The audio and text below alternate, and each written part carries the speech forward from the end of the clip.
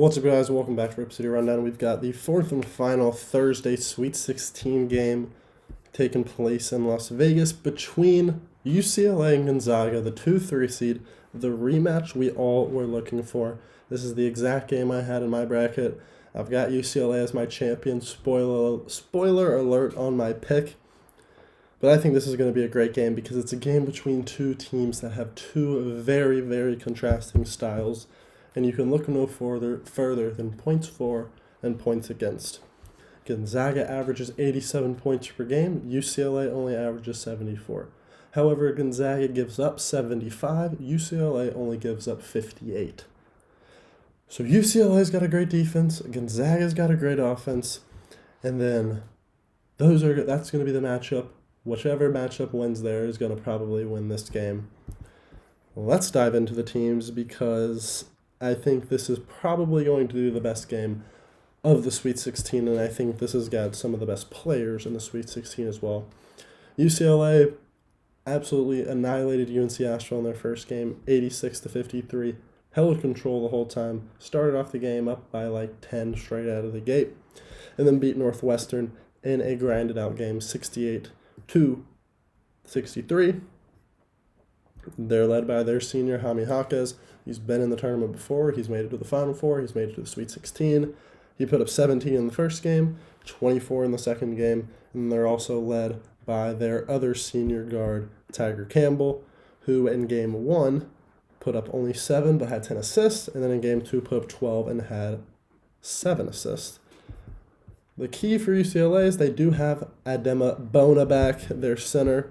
He's been a big player for them all year. They didn't have him in their first game, but actually they had David Nwaba come in and have a really, really solid game.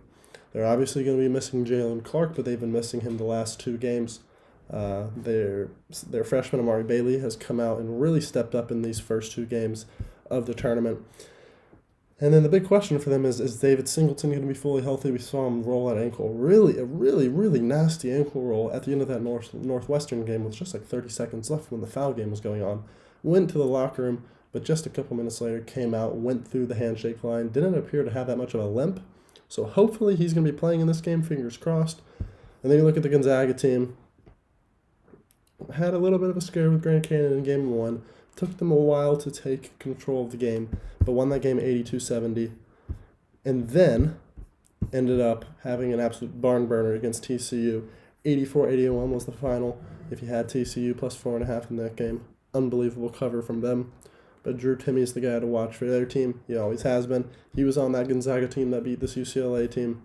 He put up 28. Julian Strother's a big player for them. He only had 10 in the most recent game, but he can get hot from 3. Anton Watson was on that team that also beat UCLA. So both teams have experience. This is going to be a big-time game. Honestly, this is going to be a probably very heated game. Just the question is, do you trust offense or do you trust defense? I think that we had similar contrasting styles in that game between Gonzaga and UCLA in that Final Four game, but I do think that Gonzaga had even more offensive firepower than they do now with the likes of Corey Kispert, with the likes of Jalen Suggs.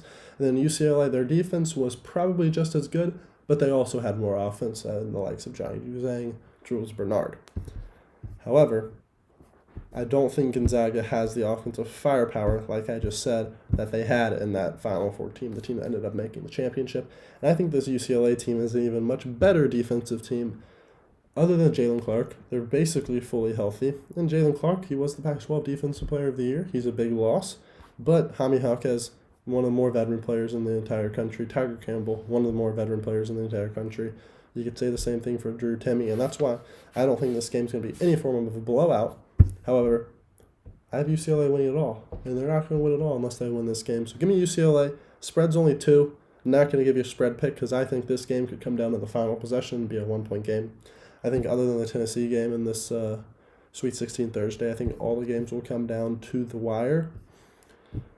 It is going to be in Las Vegas. That's going to be an interesting thing for fan travel because Mountain West tournament is always in Las Vegas, but so is the Pac-12 tournament. So I think both fan bases will travel heavily. I think this is going to be a sold-out 19,000 capacity arena. It's going to be one of the better games of the Sweet 16, probably one of the better games of the tournament, but I think UCLA gets that revenge on their revenge tour to a possible national championship. So give me UCLA in this one.